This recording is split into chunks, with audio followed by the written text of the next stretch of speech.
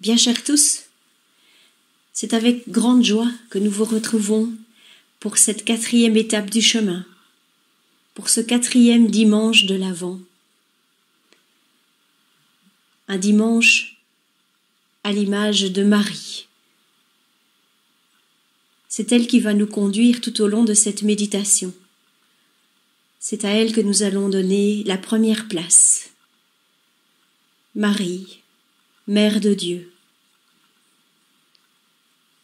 Charles Péguy disait d'elle qu'elle était infiniment pure parce qu'aussi elle est infiniment douce. Marie est infiniment grande parce qu'aussi elle est infiniment petite, infiniment humble. Marie est la plus près de Dieu parce qu'aussi elle est la plus près des hommes.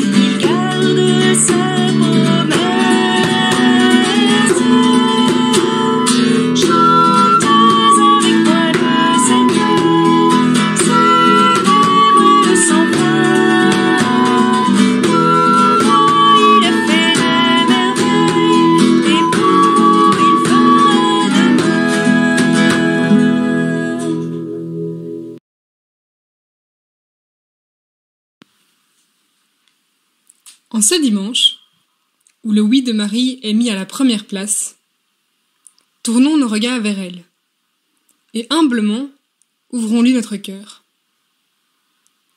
Marie, je te regarde et je te dis merci. Merci d'avoir répondu à l'appel de Dieu. Merci d'avoir porté Jésus et de l'avoir mis au monde, élevé, puis de l'avoir accompagné jusqu'à sa mort pour nous. Marie, je te regarde et je t'admire. J'admire ta foi, ton silence méditatif, ta manière de faire exactement ce que le Seigneur attendait de toi. Marie, je te regarde et je te prie de m'aider à bien comprendre Jésus, à entendre ses appels, à aller jusqu'au bout de ce qu'il me demande.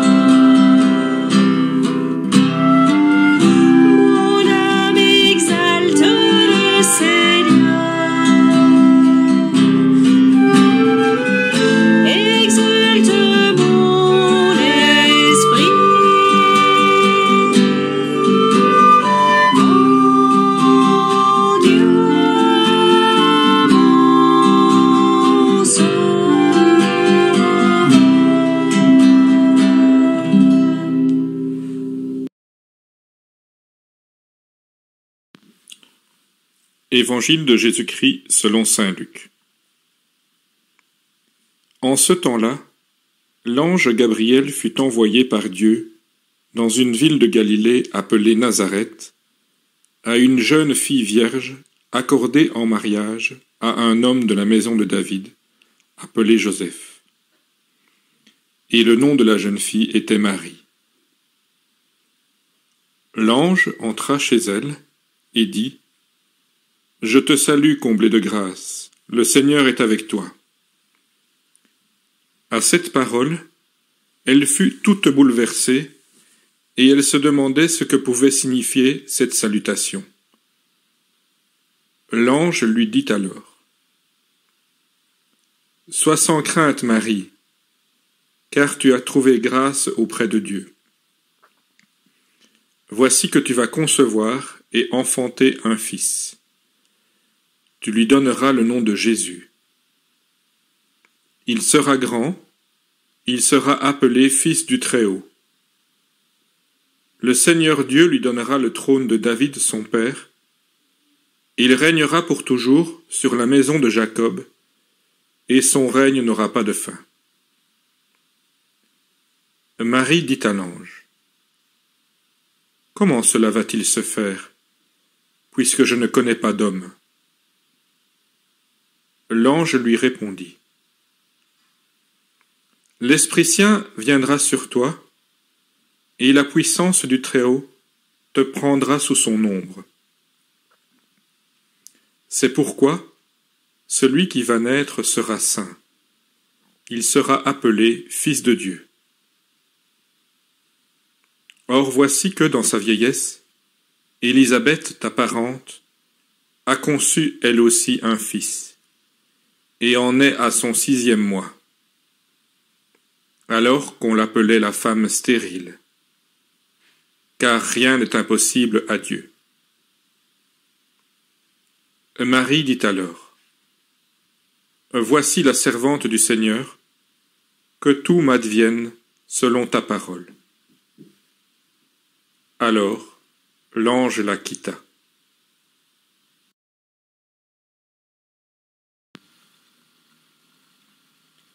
L'ange entra chez Marie.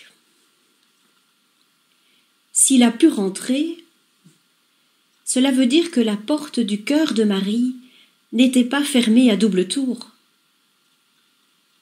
On peut venir la visiter, on peut la rencontrer. Elle est prête à recevoir, prête à accueillir.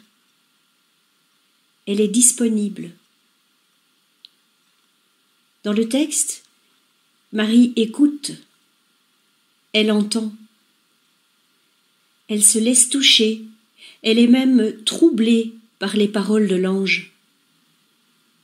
Elle pourrait se refermer, s'enfermer bien à l'abri, rejeter celui qui la visite afin de retrouver sa tranquillité. Eh bien non, son trouble ne l'entraîne pas vers un demi-tour, mais bien vers un chemin de questionnement. Elle se pose des questions, bien sûr. Elle demande : comment cela va-t-il se faire ? Puis, elle fait confiance. Même si elle ne comprend pas tout, elle accepte de servir le Seigneur. Je suis la servante du Seigneur, que tout se passe pour moi comme tu l'as dit. Aujourd'hui encore, le Seigneur continue à appeler des hommes, des femmes et même des enfants. Ce n'est plus par l'ange Gabriel qu'il intervient dans notre vie. Il nous rejoint dans les diverses circonstances, par les personnes qu'il met sur notre route. Il peut aussi nous interpeller par une parole d'évangile. Il peut même venir nous chercher très loin et très bas. Il nous invite à puiser à la source de son amour pour rayonner autour de nous.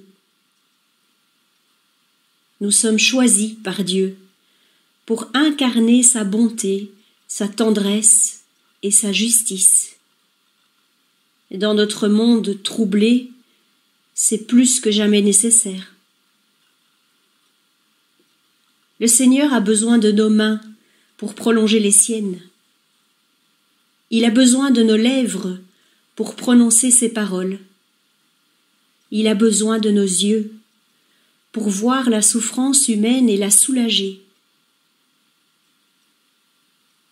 Quelle que soit la question qu'il nous pose, il nous invite à lui dire « oui ».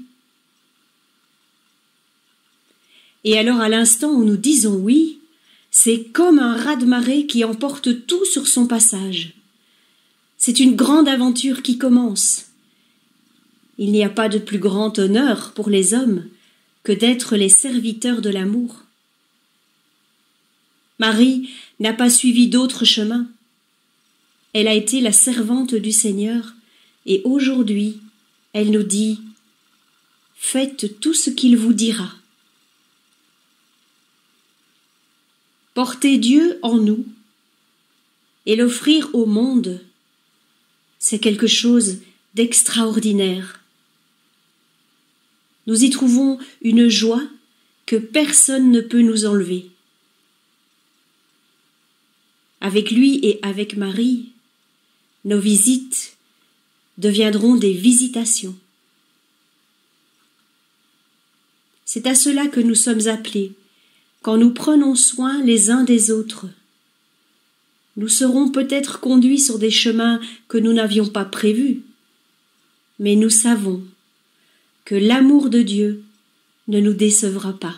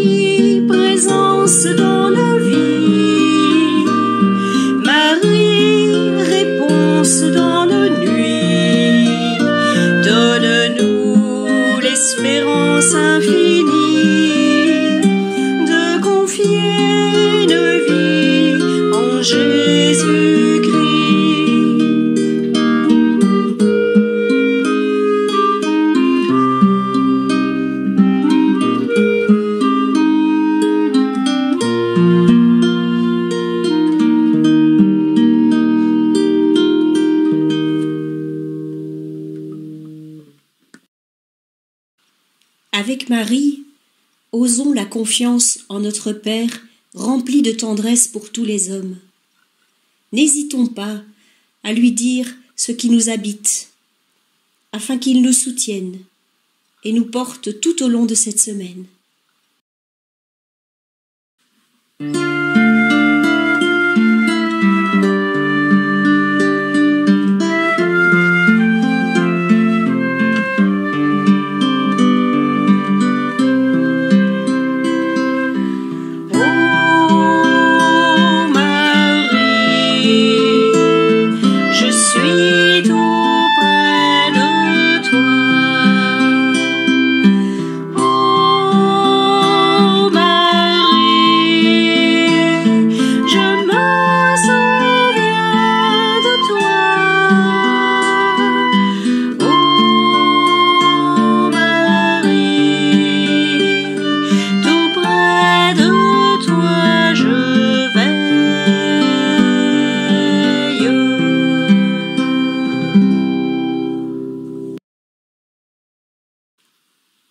Marie, notre tendre maman, viens rejoindre tous ceux et celles qui peinent sur le chemin.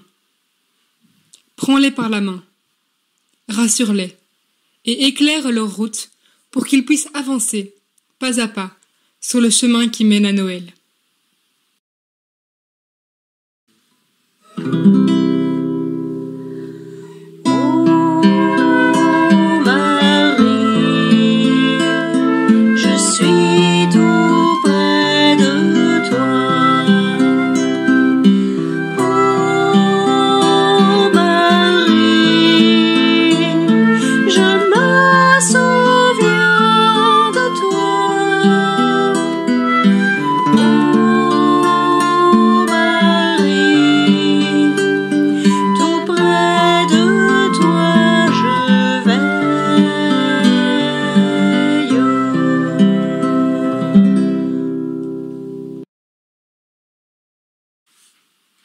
Marie, toi qui as porté Jésus au monde, qui l'as accompagné tout au long de sa vie jusqu'à sa mort et sa résurrection, apprends-nous comment mettre nos pas dans ceux de ton Fils, avec une fidélité toujours plus grande, dans toutes les situations où il nous appelle à le suivre.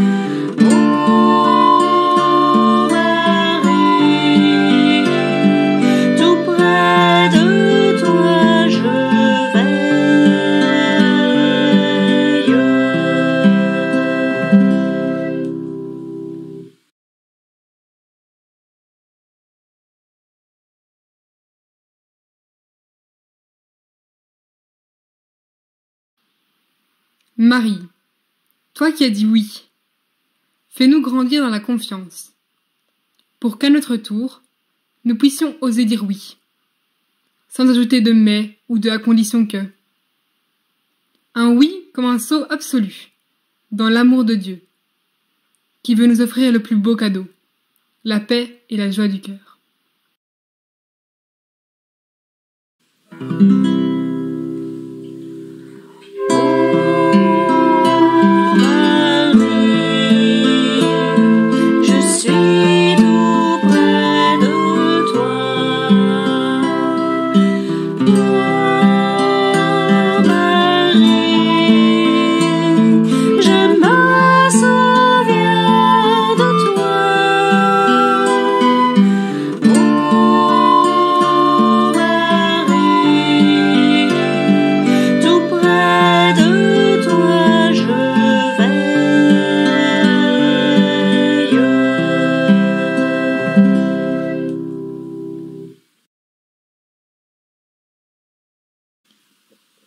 Quand vient pour nous l'heure de la décision, Marie de l'Annonciation, aide-nous à dire oui. Quand vient pour nous l'heure du départ, Marie d'Égypte, épouse de Joseph, allume en nous l'espérance. Quand vient pour nous l'heure de l'incompréhension, Marie de Jérusalem, creuse en nous la patience. Quand vient pour nous l'heure de l'intervention, Marie de Cana, donne-nous le courage de l'humble parole. Quand vient pour nous l'heure de la souffrance, Marie du Golgotha, fais-nous rester au pied de ceux en qui souffre ton Fils. Quand vient pour nous l'heure de l'attente, Marie du Cénacle, inspire-nous notre prière commune. Et chaque jour, quand sonne pour nous l'heure du service, Marie de Nazareth, mets en nous ton cœur de servante. Jusqu'au dernier jour, où prenant ta main, Marie de l'Assomption, nous nous endormirons, dans l'attente du jour de notre résurrection.